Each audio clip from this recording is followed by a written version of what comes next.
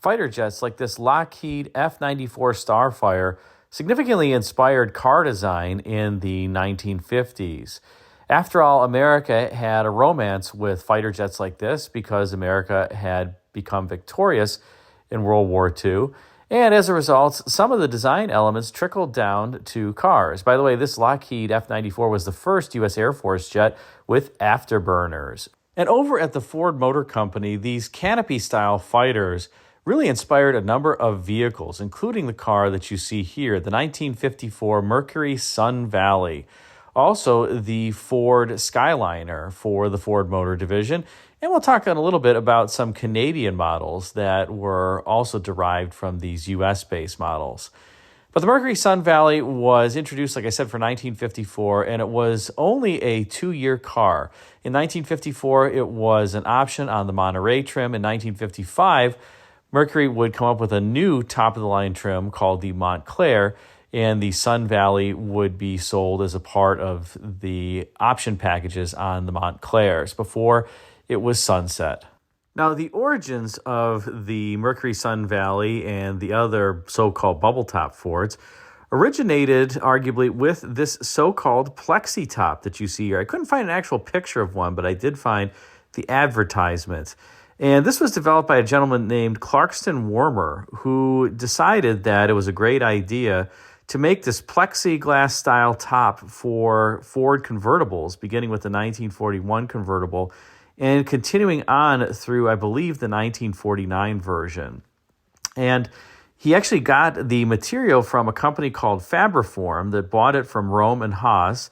And Rome and Haas would basically create this material in 1/4-inch thick sheets that could then be formed once heated into the so-called plexi top.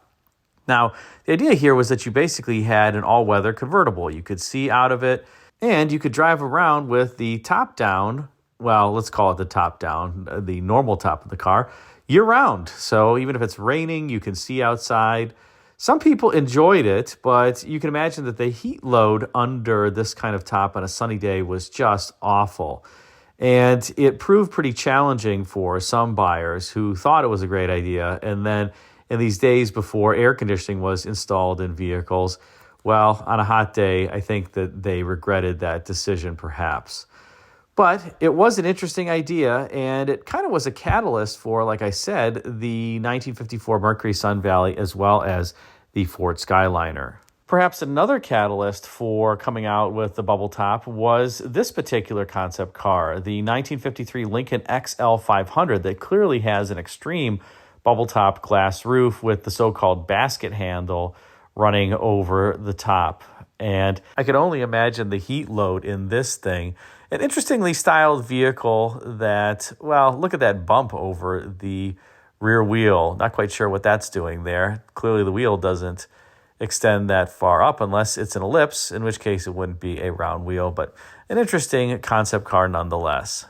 But back now to the 1954 Mercury Sun Valley. What was the design perspective on this? Well, the person who was most credited with designing the Mercury Sun Valley is a Ford designer named David Ash, who also played a significant role in the design of the Ford Mustang, Ford Thunderbird, and Continental Mark III, among others. He also designed the interior of the 1958 Edsel, including that cool round speedometer.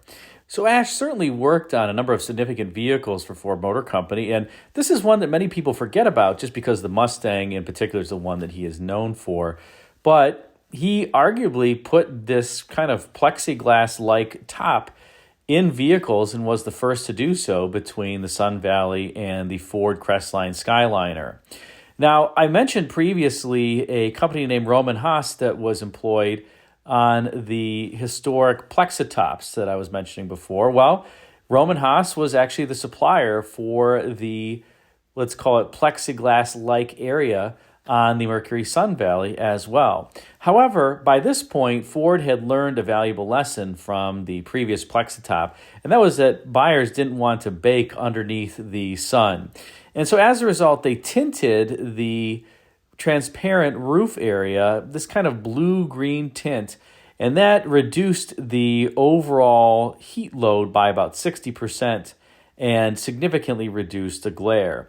And they also offered an aluminized nylon headliner that could snap and zipper into place in the event that you wanted to close it off entirely. You could also split the zippered area so that the passenger was just covered from the sun or the driver was just covered for the sun, or both. So they were really thinking about how to control the heat loads inside the vehicle. Now, interestingly, when the Sun Valley was introduced to dealers, they actually tried to get salesmen not to oversell it. They wanted customers to be happy with it. And because some customers were previously not happy with the so-called Plexitop that we mentioned before, I think Lincoln Mercury was a bit cautious in terms of how they were coaching dealers to sell the Sun Valley. More specifically, there was a sales bulletin that went out that said, quote, "A good salesman will not jeopardize repeat sales by selling a Sun Valley to a prospect who does not really want the solar panel feature. One dissatisfied customer is an exorbitant price to pay for one sale. On the other hand, each satisfied Sun Valley customer creates a new sphere of influence. Let the solar panel feature sell itself. It is not necessary to oversell it." That's an interesting sales bulletin. I don't think I've ever seen a sales bulletin that is almost apologetic in its nature and tries to convince salespeople not to sell the car, or at least just not, let's say, oversell it. Now, that same sales bulletin also touted that the Mercury Monterey Sun Valley was a new vehicle after all.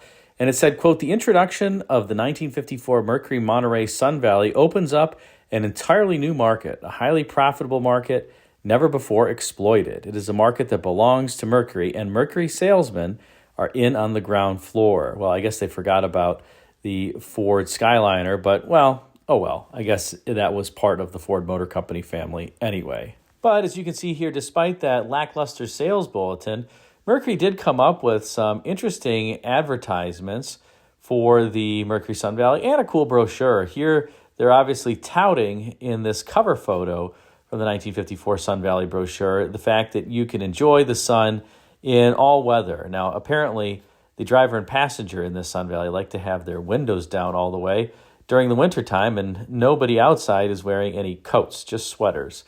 But in any case, that's neither here nor there. Overall, the Sun Valley was a pretty attractive car for the 1950s. Remember, this was still the era of relatively thick roofs before the 1957 Chryslers would be introduced. And so the roof here is pretty chunky, although you do have two glass or plexiglass-like sections between that front section and then the backlight that's a wraparound. So lots of glass area in this car, and you kind of have the basket handle covering that's a structural component that also helped kind of reinforce the structure up top where the plexiglass couldn't necessarily take the load. But again, an attractive car. This is also before curved side glass in vehicles that would come out with the 1957 Imperial. I do like that spear that runs the entire length of the car. You can imagine that if it were devoid of that, the car would look relatively plain. There's just not much surfacing. There's kind of this radius up top that the surface rolls over, and then it's pretty flat. It's got a slight curvature at the bottom to it. So an overall convex surface, but not much complexity, and that was true for many of the 50s era vehicles. It was really the front and the rear that really were the signatures of the day, not necessarily the side profile. That would come in later years. Now, turning to the interior of the Sun Valley, these interiors were actually quite nice overall, and relatively simple IP, but some cool funky details like the HVAC controls, as well as the blower controls and the light controls. Those are those funky knobs that you see that you'd pull toward you or push away from you. The speedometer is just kind of the typical horizontal speedometer. Of course, you have the odometer in the middle. And you did get a full complement of gauges, no idiot lights with your Mercury. Everything from the coolant temperature to the fuel gauge to a charging-discharging gauge as well. So not a bad place to be. I do love the steering wheel and this detailing around the center of the steering wheel, including that cool Mercury logo with the Mercury God in the middle and then like the script M that is coming out from behind him. Thought that was a neat detail. And of course, interestingly, the key placement is on the left-hand side here, not on the right-hand side. The seats were also quite nice, and you had this turquoise accenting either ivory or yellow vinyl, or you could get nylon basket weave inserts or even leather upholstery with the same color combination. So you really could customize your Sun Valley any way that you wanted it. And overall, a great looking interior. Thankfully, there was at least some lighter colored sections to the seats, so you didn't totally bake underneath the plexiglass-like rooftop. As we switch under hood, this particular 1954 Mercury Sun Valley has the inaugural year of the Ford Y-Block V8, which displays 256 cubic inches for Mercury compared to 239 cubic inches for Ford. It made 161 horsepower, which was a significant boost over the 1953 flathead engine, which made just 125 horsepower and was materially more than the Ford Y-Block that was offered in the Fords at 239 cubic inches, which made 130 horsepower. So in general, the Y-Block was viewed as a step up, but it certainly was not a, let's say, race car. These vehicles took 15 seconds-ish to go from 0 to 60 miles per hour. This was, again, before the performance era. And really, the auto companies were trying to design the new overhead valve V8s, like the Y-Block, to deliver increased economy as well as some increased performance. But this was not yet the all-out performance wars that would soon come in a few years. However, Ford did recognize that the 256 cubic incher just wasn't enough to motivate these relatively heavy cars, and in 1955, the 256 was gone and it was replaced with a 292 cubic inch V8 in the next year, which gave considerably more power. And the Y-Block would have varying displacements over the years. Unfortunately, some of the Y-Blocks suffered from oil sludge problems or oiling problems. There were actually companies that sold external oiling kits where you would supplement the internal passages externally. They were okay engines overall. They definitely had some of their issues, but hey, this was the inaugural overhead valve V8 for Ford. The initial Chevrolet small blocks that came out in 1955 also had some teething issues, so it was just kind of par for the course. Now, when all was said and done, Mercury produced just 9,761 Sun Valleys out of a total production of 259,305 units. So that wasn't likely up to par with what Mercury was anticipating for the Sun Valley. After all, that sales bulletin related that this was going to open up a whole new market segment, and it doesn't really seem like it for 9,761 units. And in 1955, Mercury would sell just 1,787 Sun Valleys, when Mercury in total would sell 329,808 units. So I would just say it wasn't an overall success, and that's probably why it was dropped after just 2 model years. And from my perspective, while we were detailing the 1954 Sun Valley here, I think the 1955 is probably my favorite, in part because I like the styling a little bit better, including the front end. But beyond the styling, you got that 292 cubic inch Y-Block V8 that gave considerably more power, 198 horsepower at 4,400 RPM, and that would at least get your Mercury moving down the road from 0 to 60 in about 12 and a half seconds compared to the 15, 16 seconds of the 1954 model. So the car did get better, but it still wasn't perfect. Now, interestingly, in Canada, there were also sales of these cars, and under different marks. There was the Monarch Lucerne Sun Valley that was sold through Mercury dealerships. These are extremely rare. I think that there are less than 10 that are known to still exist, and only hundreds were produced. But for those who don't know, Ford of Canada was producing different marks in part because of the dealer network, which was very spread out. So you had to have a Ford dealer that covered a larger territory, and as a result, they wanted, let's say, upper-end vehicles to sell, and the Mercury dealer wanted lower-end cars to sell. So you had Monarch and Meteor in Canada that were marks, not nameplates like in the U.S. There was the Mercury Meteor in the U.S., but it was not a brand. In Canada, it was actually a brand. In any case, this is a picture of a Monarch Lucerne Sun Valley. I think that's pretty cool if somebody has one of those. And that's the story of the 1954 Mercury Sun Valley, a pioneering car and a car that was relatively short-lived, probably because people didn't like the sun shining down on them, even if that plexiglass area were tinted and they had the nylon covers zipped up.